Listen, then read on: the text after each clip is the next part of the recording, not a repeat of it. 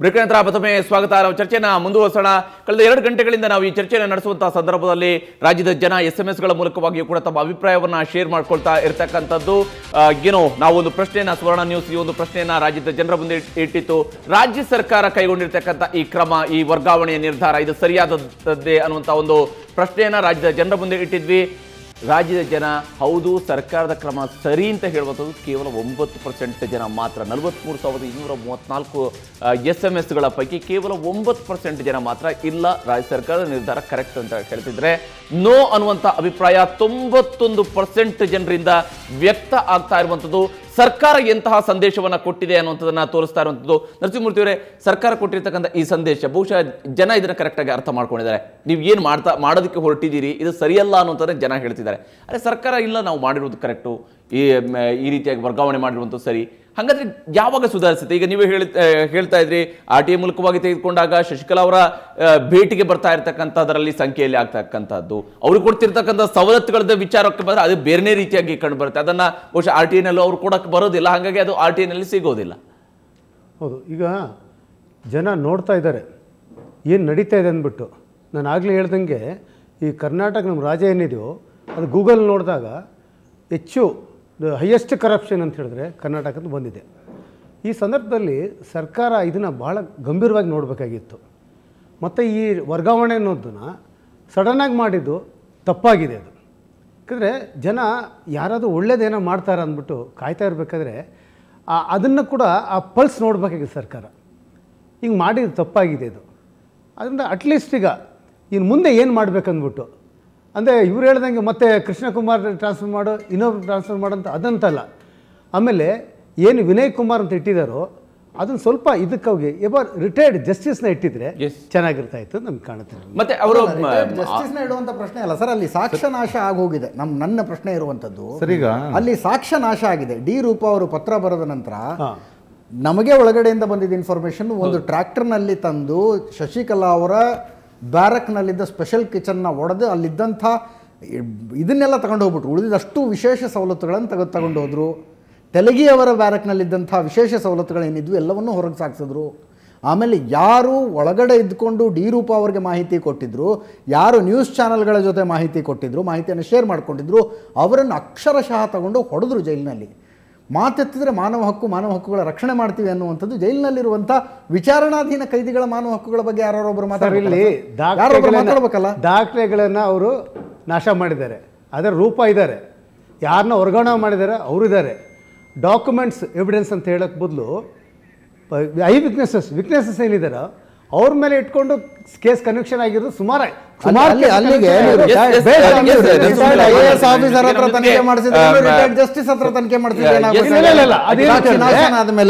ಈ IAS lobby ಇದೆಯಲ್ಲ, ಅವ್ರು ಯಾವ ಕಡೆ ಗೊತ್ತಾಗಲ್ಲ. ಮಾತಾಡ್ತೀನಿ ಜೊತೆ ನಮ್ಮ ಜೊತೆಗೆ ಕಾಂಗ್ರೆಸ್ನ ಹಿರಿಯ ನಾಯಕರಾಗಿರ್ತಕ್ಕಂಥ ವಿಧಾನ ಪರಿಷತ್ನ ಸದಸ್ಯರಾಗಿರುವ VS ಉಗ್ರಪ್ಪ ಅವರಿಗೆ ನಮ್ಮ ಜೊತೆ ಸಂಪರ್ಕ. ಉಗ್ರಪ್ಪ ಅವರೇ, ಸರ್ಕಾರ ಈ ರೀತಿಯಾದಂತಹ ವರ್ಗಾವಣೆಯನ್ನು ಮಾಡುವಂತಹದ್ರ ಮೂಲಕವಾಗಿ ಏನ್ ಸಮರ್ಥನೆ ಮಾಡ್ಕೊಳ್ಳೋದಕ್ಕೆ, ಹೇಗೆ ಹಾಗಾದ್ರೆ ನೀವು ಭ್ರಷ್ಟಾಚಾರದ ವಿರುದ್ಧ ಅಥವಾ ಅಕ್ರಮವನ್ನು ಬಯಲಿಗೆಳೆದಂತವ್ರನ್ನ ವರ್ಗಾವಣೆ ಮಾಡ್ತಾ ಹೋದ್ರೆ ಹಾಗಾದ್ರೆ ಯಾವ ರೀತಿಯಾದಂತಹ ಆಡಳಿತ ಇದು, ಯಾವ ರೀತಿಯಾದಂತಹ ಸಂದೇಶ ಇದನ್ನ ಕೊಡ್ತಾ ಇರುವಂತದ್ದು ನೀವು ಅಂತ? ಅಲ್ಲ, ನನಗೆ ಗೊತ್ತಿಲ್ಲ ನೀವು ಈ ರೀತಿ ವಾದ ಮಾಡ್ತೀರಿ ಅಂತ ಹೇಳಿ ನಾನು ಭಾವಿಸ್ತಿರ್ಲಿಲ್ಲ. ಯಾರ ಮೇಲೆ ಕಾನೂನು ಮೀರಿ ನಡ್ಕೊಂಡಿದ್ದಾರೆ ಅನ್ನುವಂತ ಇಬ್ರು ಅಧಿಕಾರಿಗಳ ಹೇಳಿಕೆ ಮತ್ತು ಕೌಂಟರ್ ಹೇಳಿಕೆಗಳ ಹಿನ್ನೆಲೆಯಲ್ಲಿ ಸರ್ಕಾರ ಇವತ್ತು ತನಿಖೆಗೆ ಆದೇಶ ಮಾಡಿದ್ದಾರೆ. ತನಿಖೆ ಆದೇಶ ಮಾಡಿದಂತ ತನಿಖೆಯ ಸಂದರ್ಭದಲ್ಲಿ ಅದೇ ಅಧಿಕಾರಿಗಳು ಇಬ್ರು ಸಹ ಅವರವರ ಜಾಗದಲ್ಲಿದ್ರೆ ಅವರ ಯಾವೆಲ್ಲ ಮೆಟೀರಿಯಲ್ಸ್ ಅನ್ನ, ಯಾವೆಲ್ಲ ದಾಖಲಾತಿಗಳನ್ನ ಟ್ಯಾಂಪರ್ ಮಾಡುವಂತ ಅವಕಾಶಗಳು ಇರಬಹುದು ಅನ್ನುವಂಥದ್ದನ್ನ ಕಾನೂನ ಅರಿವಿರುವಂತವ್ರು ಯಾರು ಸಹ ಈ ರೀತಿ ಮಾತನಾಡ್ಲಿಕ್ಕೆ ಸಾಧ್ಯತೆ ಇಲ್ಲ. ಇದೊಂದನ್ನ ನಾನು ಸ್ಪಷ್ಟಪಡಿಸ್ಲಿಕ್ಕೆ ಬಯಸ್ತೇನೆ. ಎರಡನೇದು, ಈಗ ಯಾರನ್ನ ಹಾಕಿದ್ದಾರೆ, ಆ ಜೈಲಲ್ಲಿ ನಡಿಬಾರದಂತ ಅವ್ಯವಹಾರಗಳು ನಡೀತಾ ಇದ್ದಾವೆ ಅಂತ ಹೇಳಿ ಇವರೊಂದು ರೀತಿ ಹೇಳ್ತಾರೆ, ಇನ್ನೊಬ್ರೊಂದು ರೀತಿ ಹೇಳ್ತಾರೆ. ಅದನ್ನ ಸರಿಪಡಿಸ್ತಕ್ಕಂಥ ದೃಷ್ಟಿಯಿಂದ ಅತ್ಯಂತ ಪ್ರಾಮಾಣಿಕ ಅಧಿಕಾರಿ ಮೇಘರಿಕರವರನ್ನ ಅಲ್ಲಿ ಇವತ್ತು ಅಧಿಕಾರಿಯನ್ನ, ನಮ್ಮ ಬೆಂಗಳೂರು ಸಿಟಿಯ ಪೊಲೀಸ್ ಕಮಿಷನರ್ ಆಗಿದ್ರು ಅಂತವರನ್ನೇ ಇವತ್ತು ಪೋಸ್ಟ್ ಮಾಡಿದ್ದಾರೆ. ಟ್ರಾನ್ಸ್ಫರ್ ವ್ಯವಸ್ಥೆಯನ್ನ ಸರಿಪಡಿಸ್ತಕ್ಕಂಥ ಸಂದರ್ಭದಲ್ಲಿ ಪಬ್ಲಿಕ್ ಇಂಟ್ರೆಸ್ಟ್ ದೃಷ್ಟಿಯಿಂದ ಟ್ರಾನ್ಸ್ಫರ್ ಮಾಡ್ತಕ್ಕಂಥದ್ದು ಸರ್ಕಾರಕ್ಕೆ ದತ್ತವಾಗಿರ್ತಕ್ಕಂಥ ಅಧಿಕಾರ. ಚಾರ್ಜಸ್ ಇರ್ತಕ್ಕಂಥ ಸಂದರ್ಭದಲ್ಲಿ ಎನ್ಕ್ವೈರಿ ಕಾನೂನಿನ ಚೌಕಟ್ಟಿನಲ್ಲಿ ನಡೀಬೇಕು ಅಂತಕ್ಕಂಥದ್ರ ಹಿತದೃಷ್ಟಿಯಿಂದ ಆ ದೃಷ್ಟಿಯಿಂದ ಇವತ್ತು ಅವ್ರನ್ನ ಟ್ರಾನ್ಸ್ಫರ್ ಮಾಡಿದ್ದಾರೆ ಅಂತ ಹೊರತು ಅವರು ಸರಿನೋ ತಪ್ಪೋ ಇದನ್ನು ಯಾವಾಗ ಹೊರಗೆ ಬರುವಂಥದ್ದು? ಅಂತಿಮವಾಗಿ ಯಾರು ಎನ್ಕ್ವೈರಿ ಆಫೀಸರ್ ಇದ್ದಾರೆ ಅವ್ರು ಎನ್ಕ್ವೈರಿ ಮಾಡಿ ಕಾನೂನಿನ ಚೌಕಟ್ಟಿನಲ್ಲಿ ರಿಪೋರ್ಟ್ ಕೊಟ್ಟಾದ್ಮೇಲೆ ಅವರು ತಪ್ಪಿತಸ್ಥರಲ್ಲ ಅಂದ್ರೆ ಬಹುಶಃ ಸರ್ಕಾರ ಅವತ್ತು ತೀರ್ಮಾನ ತೆಗೆದುಕೊಂಡು ಮತ್ತೆ ಅವ್ರನ್ನ ಹಾಕುವಂತ ಚಾನ್ಸಸ್ ಇರ್ಬೋದು. ಸೊ ಹಾಗಾಗಿ ನನಗೆ ಅನ್ಸೋದು, ಒಬ್ಬ ವಕೀಲನಾಗಿ, ಒಬ್ಬ ರಾಜಕಾರಣಿಯಾಗಿ, ಇದನ್ನ ಬಹಳಷ್ಟು ಜನ ಇದನ್ನ ಬೇರೆ ಬೇರೆ ರೀತಿಯಲ್ಲಿ ವಿಶ್ಲೇಷಣೆ ಮಾಡ್ತಾ ಇರುವಂತ ಇವತ್ತು ಅಧಿಕಾರಿಗಳಾಗಿದ್ದಾರೆ. ಅಧಿಕಾರಿಗಳು ಕೊಟ್ಟಾಕ್ಷಣಕ್ಕೆ ಅವ್ರು ಹೇಳಿರುವಂಥದ್ದು ಸರಿ ತಪ್ಪು ಅಂತ ಯಾರು ವಿಶ್ಲೇಷಣೆ ಮಾಡ್ಲಿಕ್ಕೆ ಆಗುದಿಲ್ಲ. ಸೊ ಇದನ್ನ ಅದರ ಸರಿ ತಪ್ಪು ಅನ್ನೋದನ್ನ ಫೈಂಡ್ ಔಟ್ ಮಾಡ್ತಕ್ಕಂಥ ದೃಷ್ಟಿಯಿಂದನೇ ತನಿಖೆ ಮಾಡಿರೋ. ಆ ತನಿಖೆನಲ್ಲಿ ಅವರಿದ್ರೆ ಅವರ ವಾದ ಅವ್ರು ಮಾಡ್ತಾರೆ, ಇನ್ನೊಬ್ಬರ ವಾದ ಸತ್ಯ ಹೊರ ಬರ್ಲಿಕ್ಕೆ ಸಾಧ್ಯತೆ ಇಲ್ಲ. ಹಾಗಾಗಿ ತನಿಖೆ ಸುಗಮವಾಗಿ ನಡೀತಕ್ಕಂಥ ಕಾನೂನಿನ ಚೌಕಟ್ಟಿನಲ್ಲಿ ನಡೀತಕ್ಕಂಥ ದೃಷ್ಟಿಯಿಂದ ಅವ್ರನ್ನ ಟ್ರಾನ್ಸ್ಫರ್ ಮಾಡಿದರೆ ಇದರಲ್ಲಿ ಬಹುಶಃ ನನಗೆ ಅನ್ಸುವಂಥದ್ದು ಯಾವುದೇ ವಿಧವಾದಂತ ಮೋಟಿವ್ಸ್ ಇಲ್ಲ. ಯಾವುದೇ ಯಾರನ್ನೋ ಒಬ್ಬರನ್ನ ವಿಕ್ಟಿಮೈಸ್ ಮಾಡ್ತಕ್ಕಂಥ ಸಂದರ್ಭನೂ ಸಹ ಇದರಲ್ಲಿ ಇಲ್ಲ. ಆಗಬೇಕಾದ ಸಾಕ್ಷಿ ನಾಶಗಳೆಲ್ಲವನ್ನೂ ಮಾಡಿದ ನಂತರ ಟ್ರಾನ್ಸ್ಫರ್ ಆಗಿದೆ. ಅದರ ಬಗ್ಗೆ ಅದ್ರ ಬಗ್ಗೆ ಯಾವುದೇ ಡೌಟ್ ಇಲ್ಲ. ಶಶಿಕಲಾ ಅವರಿಗೆ ಕೊಡಲಾಗಿದ್ದ ವಿಶೇಷ ಸವಲತ್ತುಗಳನ್ನು ವಾಪಸ್ ತಗೊಳ್ಳಲಾಗಿದೆ. ತೆಲಗಿ ಅವರಿಗೆ ಕೊಡಲಾಗಿದ್ದ ವಿಶೇಷ ಸವಲತ್ತುಗಳನ್ನು ವಾಪಸ್ ತೆಗೆದುಕೊಳ್ಳಲಾಗಿದೆ. ಜೈಲಿನ ಅವ್ಯವಸ್ಥೆಯ ಬಗ್ಗೆ ಯಾರು ಧ್ವನಿ ಎತ್ತಿದ್ರೋ ಆ ಕೈದಿಗಳನ್ನ ಬೇರೆ ಬೇರೆ ಊರಿನ ಜೈಲುಗಳಿಗೆ ವರ್ಗಾವಣೆ ಮಾಡಿ ಆಗಿದೆ. ಯಾರು ಮಾಧ್ಯಮಗಳ ಜೊತೆ ಸಂಪರ್ಕದಲ್ಲಿದ್ರು ಆ ಕೈದಿಗಳ ಮೇಲೆ ಜೈಲಿನ ಒಳಗಡೆ ಹಲ್ಲೆ ಆಗಿದೆ. ನಿಮಗೆ ಯಾರು ಮಾಹಿತಿ ಕೊಟ್ಟಿದ್ದಾರೋ ಗೊತ್ತಿಲ್ಲ. ಸಾಕ್ಷಿಗಳ ನಾಶ ಆಗಿದೆ ಅಂತ ನಿಮಗೆ ಖಾತ್ರಿ ಆದ್ರೆ I think it is your duty to go and file a case against such people under section 201 or 202 of wonderful sir, wonderful. ನಿಮಗೆ ಏನಾಗಿದೆ ಅಂತ ಹೇಳಿದ್ರೆ ನಿಮ್ಮ ಮೂಗಿನ ನೇರಕ್ಕೆ ಹೇಳಿದ್ರೆ ಅದು ವಂಡರ್ಫುಲ್ ಆಗೋದಿಲ್ಲ. ನಿಮಗೆ ಏನಾಗಿದೆ, ಒಂದು ಸರ್ಕಾರದ ಮೇಲೆ ಗೂಬೆ ಕೊಡಿಸಲೇಬೇಕು ಅಂತ ಹೇಳಿ ನಿಮ್ಮಂತವ್ರು ಪ್ರಯತ್ನ ಮಾಡ್ತಾ ಇದ್ರೆ ನಾನು ಇಷ್ಟೇ ಹೇಳ್ತೇನೆ, ನೀವ್ ಏನೇ ಪ್ರಯತ್ನ ಮಾಡಿದ್ರು ಸಹ ಈ ರಾಜ್ಯದ ಜನತೆ ಅರ್ಥ ಮಾಡ್ಕೊಳ್ತಾರೆ. ಯಾರು ತಪ್ಪು ಮಾಡಿದಾರ ಇಲ್ವಾ ಅನ್ನೋದರ ಸತ್ಯಾಸತ್ಯತೆ ತನಿಖೆ ಮಾಡುವಂತ ಸಂದರ್ಭದಲ್ಲಿ ಒಂದು ತನಿಖಾ ವ್ಯವಸ್ಥೆಯನ್ನ ಮಾಡಿರಬೇಕಾದ್ರೆ ಸೊ ಆ ಸಮಯದಲ್ಲಿ ಇಲ್ರಿ ಅವ್ರನ್ನ ಅಲ್ಲೇ ಇಟ್ಟಿರ್ಬೇಕು ಅಂತ ನೀವು ವಾದ ಮಾಡ್ತೀರಿ ಅಂತ ಹೇಳಿದ್ರೆ ನಾನು ಏನ್ ಹೇಳಿ? ಅಲ್ಲೇ ಇಟ್ಟಿರ್ಬೇಕು ಅನ್ನೋ ವಾದ ಅಲ್ಲ ಉಗ್ರಪ್ಪನವರೇ, ಅಲ್ಲೇ ಇಟ್ಟಿರ್ಬೇಕು ಅನ್ನೋ ವಾದ ಅಲ್ಲ. ಟ್ರಾನ್ಸ್ಫರ್ ನ ಟೈಮಿಂಗ್ ಬಗ್ಗೆ ಪ್ರಶ್ನೆ ಹೇಳುತ್ತೆ ಉಗ್ರಪ್ಪನವರೇ. ಟ್ರಾನ್ಸ್ಫರ್ ನ ಟೈಮಿಂಗ್ ಬಗ್ಗೆ ಎದ್ದಿರುವಂತಹ ಪ್ರಶ್ನೆ ಇದು. ಹಾಗಾದ್ರೆ ಈ ನೋಡಿಯಪ್ಪ ಒಂದು ನಿಮಿಷ, mister Bheemakkanavar Hanumakkanavar sir, mister Bheemakkanavar Hanumakkanavar ಅಂತ ಸರ್, ಉಗ್ರಪ್ಪನವರೇ ಪ್ಲೀಸ್ ಭೀಮಕ್ಕನವರ ಪ್ಲೀಸ್ ಲಿಸನ್ ಟು ಮೀ. ನೀವು ನನಗೆ ಕಾಲ್ ಮಾಡಿದರೆ ನನ್ನ ಅಭಿಪ್ರಾಯ ಕೇಳ್ತಾ ಇದ್ರೆ ನಾ ಹೇಳ್ತಾ ಇದ್ದೀನಿ ಸರ್. ಅಭಿಪ್ರಾಯ ಕೇಳೋದು ಕಾಲ್ ಮಾಡಿದ್ರೆ ಮರುಪ್ರಶ್ನೆ ಹಾಕಬಾರ್ದು ಅಂದ್ರೆ ಹೆಂಗೆ sir? Listen to me please. ಹೇಳಿ. ನಿಮಗೆ ನೀವು ನಿಮ್ಮ ವಾದವನ್ನ ನನ್ನ ಮೇಲೆ ಇರ್ಲಿಕ್ಕೆ ಹೋಗಬೇಡಿ. ನನಗೆ ಕೇಳಿರುವಂತ ನಾನು ಹೇಳೋದನ್ನ ದಯಮಾಡಿ ಕೇಳುವಂತದಕ್ಕೆ ಅವಕಾಶ ಮಾಡಿ. ಹೇಳಿ.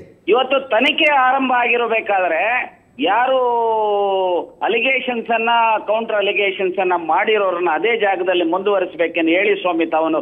ತಾವು ಮಾಧ್ಯಮ ಸ್ನೇಹಿತರು, ಹೇಗೆ ನಿಷ್ಪಕ್ಷಪಾತವಾದಂತ ತನಿಖೆ ಆಗುತ್ತೆ? ಹೇಳ ಸರ್ ಈಗ. ಹೇಳಿ ಮಿಸ್ಟರ್ ಸರ್. ಈಗ ಆರೋಪ ಮಾಡಿ ಎಷ್ಟು ದಿವಸದವರೆಗೂ ಆರೋಪಿತನನ್ನ ಅದೇ ಜಾಗದಲ್ಲಿಟ್ರಿ? ಸಾಕ್ಷಿ ನಾಶ ಆಗಿದೆ ಅನ್ನೋದು ಮೇಲ್ನೋಟಕ್ಕೆ ಬಹಳ ಸ್ಪಷ್ಟವಾಗಿದೆ ಸರ್. ಕೈದಿಗಳ ಮೇಲೆ ಹಲ್ಲೆ ನಡೆಸಬಹುದು ಅಂತ ಜೈಲಿನ ಯಾವುದಾದ್ರೂ ಕಾನೂನು ಹೇಳೋದಾದ್ರೆ ಉಗ್ರಪ್ಪನವರೇ ನಮ್ಮ ಪ್ರತಿವಾದನೆ ಇಲ್ಲ ಅದಕ್ಕೆ. ಸರಿಗ ಸಾಕ್ಷ್ಯ ನಾಶ ಆಗಿದೆ ಅಂತ ಹೇಳಿ ನಿಮಗೆ ಸಾಕ್ಷಿ ನಾಶ ಆಗಿದ್ದಾರೆ ಯಾರಾದ್ರೂ ಅಂತ ಹೇಳಿ ನಿಮಗೆ ಮಾಹಿತಿ ಇದ್ರೆ ಬಹುಶಃ ಈ ರಾಜ್ಯದ ಒಬ್ಬ ಪ್ರಜೆಯಾಗಿ ನಿಮ್ಮ ಕರ್ತವ್ಯ ಇದೆ ಕಂಪ್ಲೇಂಟ್ ಮಾಡ್ತಕ್ಕಂಥ. ದಯಮಾಡಿ ಮಾಡಿ. ಯಾರಾದ್ರೂ ಸಾಕ್ಷ್ಯ ಮಾಡಿದ್ರೆ ನಾಶ ಮಾಡಿದ್ರೆ ಅವ್ರ ಮೇಲೆ ಕ್ರಮ ಜರುಗಿಸಲಿ. ನಾನು ಸಹ ಅದಕ್ಕೆ ನನಗೆ ಮಾಹಿತಿ ಇಲ್ಲ, ನಿಮ್ಮ ಹತ್ರ ಮಾಹಿತಿ ಇದ್ರೆ ದಯಮಾಡಿ ಕಂಪ್ಲೇಂಟ್ ಮಾಡಿ. ಸರಿಗ ಒಂದ್ ನಿಮಿಷ ಉಗ್ರಪ್ಪ ಸರ್ ಅವರೇ ನಮಸ್ಕಾರ. ನಮಸ್ಕಾರ ಸರ್. ಈಗ ಅಕ್ರಮವಾಗಿರ್ತಕ್ಕಂಥದ್ ಬಗ್ಗೆ ಏನು ವರದಿ ತಂದಿರತಕ್ಕಂಥ ಒಬ್ಬ ಮಹಿಳೆಯನ್ನ ಯಾಕೆ ನಿಮ್ ಸರ್ಕಾರ ಸಪೋರ್ಟ್ ಮಾಡಬಾರ್ದು? ನಾಯಕರು ಮಾತಾಡ್ತಾ ಇದ್ರು ಅಲ್ಲ, ಯಾಕೆ ಸಪೋರ್ಟ್ ಮಾಡಬಾರ್ದು ಅಥವಾ ಆಕಿನ ವರ್ಗಾವಣೆ ಮಾಡುವ ಮುಖಾಂತರ ಆ ಕೆಲಸದ ಅವಶ್ಯಕತೆ ಏನಿತ್ತು? ಅದು ಸೆಕೆಂಡರಿ. ಇವತ್ತು ಒಂದು ದಿಟ್ಟ ನಿಲುವನ್ನು ಏನು ಆ ಮಹಿಳೆ ತೆಗೆದುಕೊಂಡಿದ್ದಾಳೆ, ಆ ಮಹಿಳೆ ಬಗ್ಗೆ ನೀವ್ಯಾಕೆ ಈ ಸರ್ಕಾರ ನೆಗೆಟಿವ್ ಆಗಿ ಆಲೋಚನೆ ಮಾಡ್ತಾ ಇದೆ?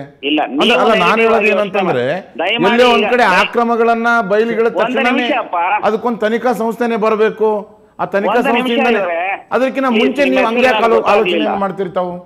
ಅಲ್ಲ, ನೀವು ನಿಮ್ಮ ಹೆಸರು ನನಗೆ ಗೊತ್ತಾಗ್ಲಿಲ್ಲ. ಶಿವನಗೌಡ ನಾಯಕರು ಶಾಸಕರು. ನಾಯಕರೇ, ಒಂದನ್ನ ತಾವು ಗಮನಿಸಬೇಕಾಗತ್ತೆ. ಈಗ ದಿಟ್ಟ ಮಹಿಳೆನೋ ಅಥವಾ ಮೋಟಿವ್ಸ್ ಇಟ್ಕೊಂಡು ಮಾಡಿದ್ದಾರೋ ಮತ್ತೊಂದು ಮಾಡಿದ್ದಾರೋ, ನನಗೆ ಈ ಹಂತದಲ್ಲಿ ಒಬ್ಬ ವಕೀಲನಾಗಿ, ಒಬ್ಬ ಕಾನೂನನ್ನ ಅರ್ಥ ಮಾಡ್ಕೊಂಡಿರ್ತಕ್ಕಂಥವನಾಗಿ ನಾನು ಯಾವುದೇ ಅಭಿಪ್ರಾಯವನ್ನ ವ್ಯಕ್ತಪಡಿಸ್ಲಿಕ್ಕೆ ಬಯಸೋದಿಲ್ಲ.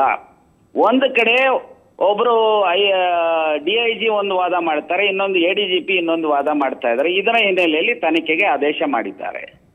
ಈ ತನಿಖೆ ಆದ ಮೇಲೆ ತಾನೇ ಯಾರು ಸರಿ ಯಾರ್ದು ಸರಿಯಲ್ಲ ಅನ್ನುವಂಥದ್ದು.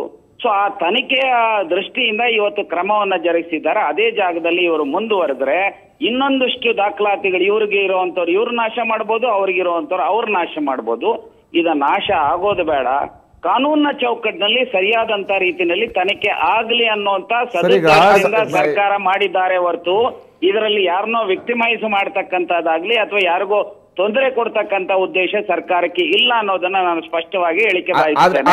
ಆದ್ರೆ ಉಗ್ರಪ್ಪ ಅವರೇ, ಇಲ್ಲಿ ಇರ್ತಕ್ಕಂಥ ಪ್ರಮುಖವಾಗಿರುವಂತದ್ದು ಎರಡು ಭಾಗ ಇದೆ. ಇಲ್ಲಿ ಒಂದು ವರದಿ ಇದೆ. ನೀವು ನಿಮ್ಮ ಉತ್ತರವನ್ನ ಕಂಪ್ಲೀಟ್ ಆಗಿ ಅವರು ಮಾಧ್ಯಮದ ಜೊತೆ ಮಾತನಾಡಿರುವಂತದ್ದು ಅವರ ಆ ವಿಚಾರಕ್ಕೆ ಸಂಬಂಧಪಟ್ಟಂತೆ ಇರತಕ್ಕಂತಹ ರೂಲ್ಸ್ ಅಂಡ್ ರೆಗ್ಯುಲೇಷನ್ಸ್ ನ ವೈಲೇಷನ್ ಆಗಿದೆ ಅನ್ನುವಂಥ ನಿಟ್ಟಿನಲ್ಲಿ ಮಾತ್ರ ಮಾಡ್ತಾರೆ.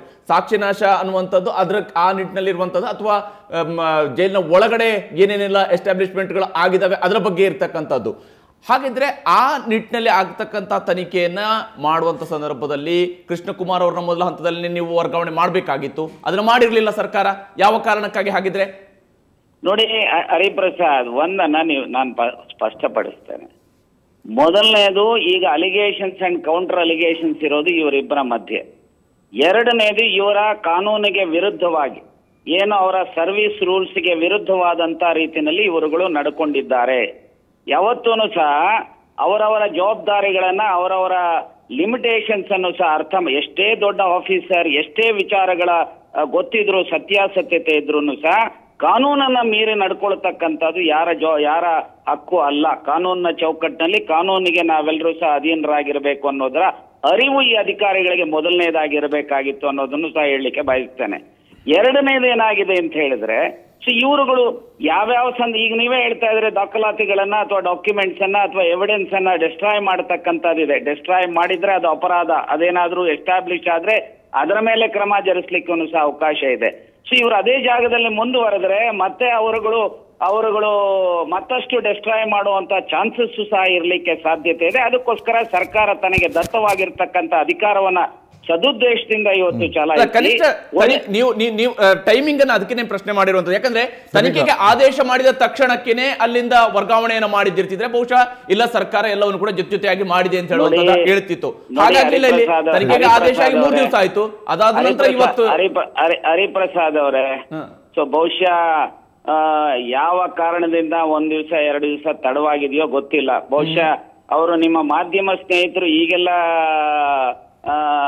ಆರ್ಗ್ಯೂ ಮಾಡ್ತಾರೆ ಅಂತ ಅವ್ರು ಗೊತ್ತಿದ್ರೆ ಬಹುಶಃ ಹಾಗೆ ಮಾಡ್ತಾ ಇದ್ರು ನನಗೆ ಗೊತ್ತಿಲ್ಲ. ನನಗೆ ಅನ್ಸುತ್ತೆ ಆಡಳಿತ ನಡೆಸುವವರಿಗೆ ಮಾಧ್ಯಮಗಳ ಆಧಾರದ ಮೇಲೆ ಮಾಡೋದಿಲ್ಲ. ಆಡಳಿತ ನಡೆಸುವವರು ನಿಮಗೆ ಹೇಗೆ ಮೀಡಿಯಾದವರಿಗೆ ಎಷ್ಟು ಜವಾಬ್ದಾರಿ ಇದೆಯೋ ಆಡಳಿತ ನಡೆಸೋರ್ಗೂ ಅಷ್ಟೇ ಜವಾಬ್ದಾರಿ ಇದೆ. ಅವರೆಲ್ಲರೂ ಸಹ ಸೊ ಕಾನೂನು ವಿರುದ್ಧವಾಗಿರುವಂತವ್ರು, ತಪ್ಪಿತಸ್ಥರನ್ನ ರಕ್ಷಣೆ ಮಾಡುವಂತವ್ರು, ನಾವೇ ತಪ್ಪಿತಸ್ಥರನ್ನ ಹೊರಗೆ ತರ್ತೀವಿ ಅನ್ನುವಂತ ಭಾವನೆ ನಿಮ್ಮಲ್ಲಿದೆ. ಇದೆಲ್ಲ ಇದು ಸರಿಯಲ್ಲ.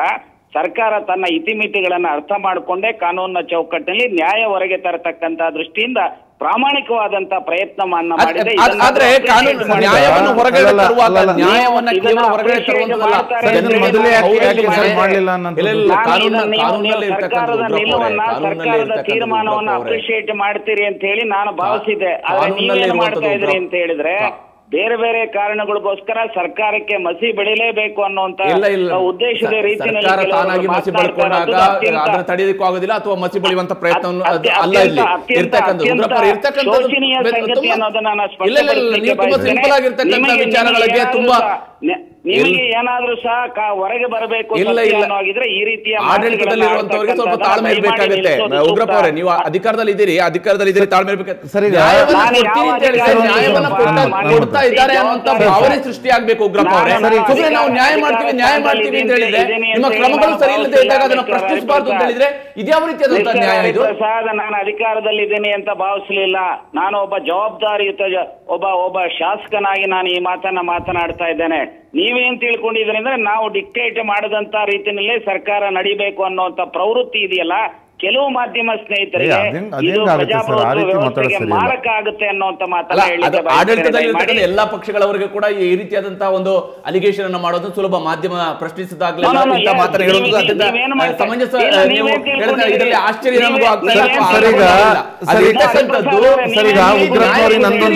ನ್ಯಾಯಯುತವಾಗಿ ಕಾಣಬೇಕು.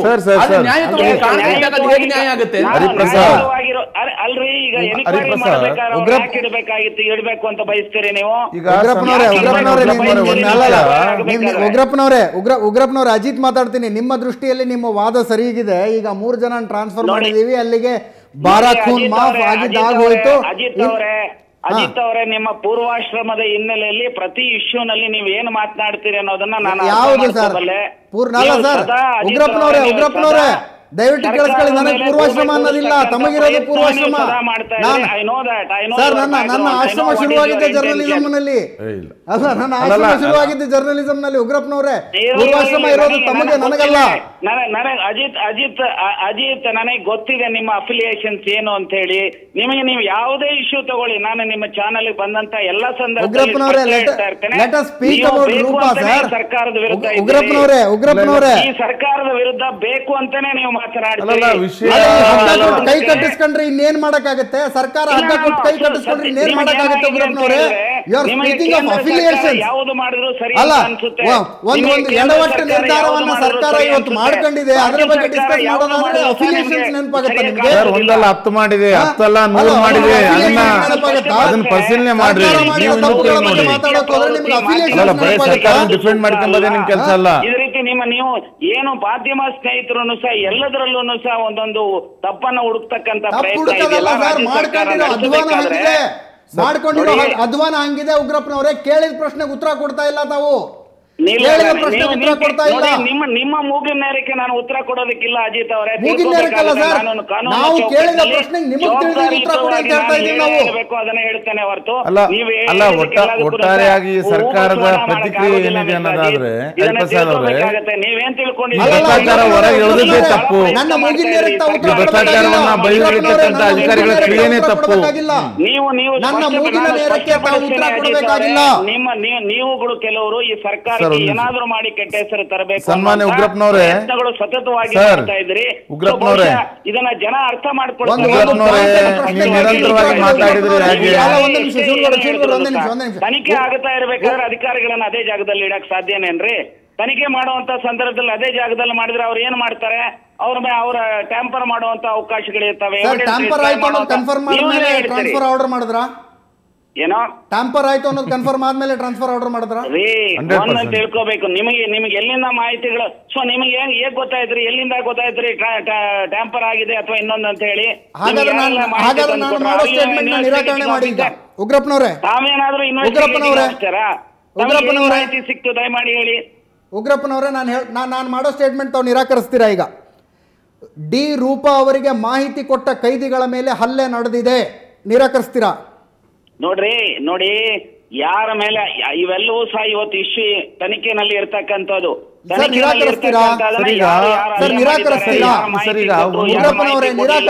ಯಾರಿಗೆ ಮೀಡಿಯಾದವರಿಗೆ ಕೊಟ್ಟಿದ್ದಾರೆ. ಸೊ ಇದನ್ನ ನಾನು ನಿನ್ನ ನೋಡ್ರಿ, ಒಂದ್ ತಿಳ್ಕೊಬೇಕಾಗತ್ತೆ. ನಾನೇನು ಸ್ಟೂಡೆಂಟ್ ಅಲ್ಲ. ನೀವು ಹೇಳಿದಂಗೆ ಎಸ್ ಆರ್ ನೋ ಅಂತ ಹೇಳೋದಕ್ಕೆ. ಕಾನೂನು ನಾನೊಬ್ಬ ವಕೀಲನಿದ್ದೇನೆ, ನಾನೊಬ್ಬ ಕಾನೂನನ್ನ ಬಲ್ಲವನಂತಾನಿದ್ದೇನೆ. ಸೊ ಹಾಗಾಗಿ ಅರ್ಥ ಮಾಡ್ಕೋಬೇಕಾಗತ್ತೆ. ನೀವು ಯಾವುದೋ ಒಂದು ಪಕ್ಷದ ಪರವಾಗಿ ಉದ್ದೇಶಗಳನ್ನ ಇಟ್ಕೊಂಡು ಈ ರೀತಿಯ ಅಲಿಗೇಷನ್ಸ್ ಅನ್ನ ಇಂಥ ಅಲಿಗೇಷನ್ಗಳನ್ನ ಬಹಳ ಕೇಳಿದೀವಿ ಉಗ್ರಪ್ಪನವರೇ. ನನ್ನ ದಮ್ಮಯ್ಯ ಹಾಕಿದ್ರಿ, ನಾನು 4 ಸಾರಿ ದಮ್ಮಯ್ಯ ಹಾಕಿದ್ರು ಸಹ ನಿಮ್ಮ ಉದ್ದೇಶಗಳು ನನಗೆ ಅರ್ಥ ಆಗಿತ್ತು. ನಾನು ಸ್ಪಷ್ಟಪಡಿಸ್ತಾ ಇದ್ದೇನೆ. ಮಿಸ್ಟರ್ ಅಜಿತ್ ಅವರೇ, ಈ ರೀತಿಯ ಉದ್ದೇಶಗಳು ನೀವು ಎಷ್ಟೇ ಪ್ರಯತ್ನ ಮಾಡಿದ್ರು ಸಹ ಸರ್ಕಾರಕ್ಕೆ ಕೆಟ್ಟ ಹೆಸರು ತರ್ತಕ್ಕಂಥದಕ್ಕೆ ಆಗೋದಿಲ್ಲ. ಅಂತಿಮವಾಗಿ ಜನ ತೀರ್ಮಾನ ಮಾಡ್ತಕ್ಕಂಥದ್ದು.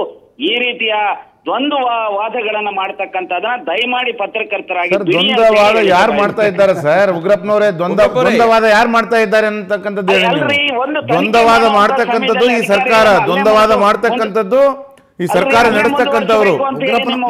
ಈ ಘಟನೆ ಯಾರ್ದು? ಈ ಸರ್ಕಾರದ್ದು, ಇವ್ರದಲ್ಲ. ನೀವು ಮಾಧ್ಯಮದ ಪ್ರಶ್ನೆಗಳು ಬಂದಾಗ ಉಗ್ರಪ್ಪನವರೇ ಅನ್ಕಂಫರ್ಟಬಲ್ ಪ್ರಶ್ನೆಗಳು ಬಂದಾಗ ಎಲ್ಲಾ ರಾಜಕಾರಣಿಗಳಿಗೆ ಮಾತಾಡಬೇಕು, ನೀವು ಅದನ್ನೇ ಮಾತಾಡ್ತಿದ್ದೀರಿ. ನಿಮ್ಮ ಬಗ್ಗೆ ನನಗೇನು ಅಸಮಾಧಾನ ಇಲ್ಲ. ಅನ್ಕಂಫರ್ಟಬಲ್ ಪ್ರಶ್ನೆಗಳು ಬಂದಾಗ ಎಲ್ಲಾ ರಾಜಕಾರಣಿಗಳು ಏನ್ ಮಾತಾಡ್ತಾರೋ ಅದನ್ನೇ ತಾವು ಕೂಡ ಮಾತಾಡ್ತಿದ್ದೀರಿ. ಯಾವುದೇ ರೀತಿಯಾದಂತಹ ವ್ಯತ್ಯಾಸ ಇಲ್ಲ. ತಮ್ಮನ್ನೇ ಕೂಡಿಸ್ಕೊಂಡು ಬಹುಶಃ ಅನ್ನುವಂತ ರೀತಿಯಲ್ಲಿ ಕ್ವಶನ್ ಅಂಡ್ ಆನ್ಸರ್ ಅನ್ನ ಹೇಳುವಂತ ರೀತಿಯಲ್ಲಿ ಹೊರಟಿದ್ದೀರಲ್ಲ, ಇದು ನಿಮಗೆ ಶೋಭೆ ತರ್ತಕ್ಕಂಥದ್ದಲ್ಲ.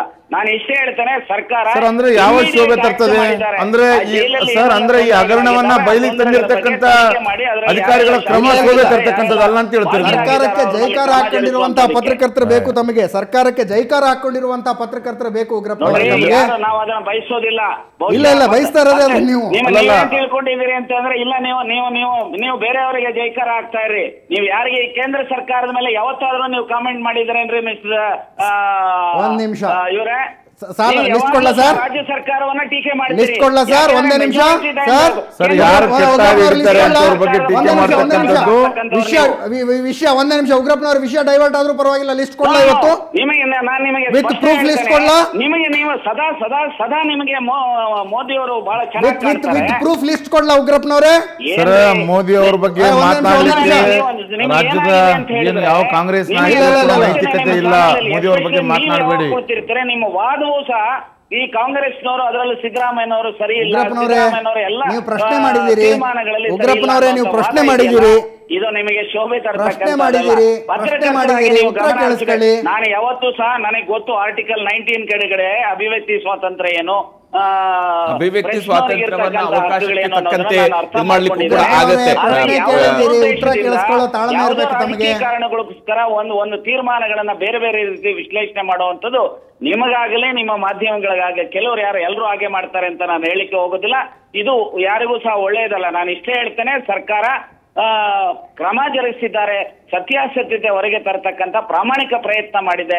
ತಪ್ಪಿತಸ್ಥರು ಯಾರು ಅಂತ ಗೊತ್ತಾದ ಮೇಲೆ ಅವರ ಮೇಲೆ ಕ್ರಮ ಜರುಗಿಸ್ತಕ್ಕಂತ ಕೆಲಸ ಈ ರಾಜ್ಯ ಸರ್ಕಾರ ಮಾಡುತ್ತೆ ಅನ್ನುವಂತ ಸತ್ಯಾಸತ್ಯತೆಯನ್ನು ಹೊರಗೆ ಎಳೆದಿಲ್ಲ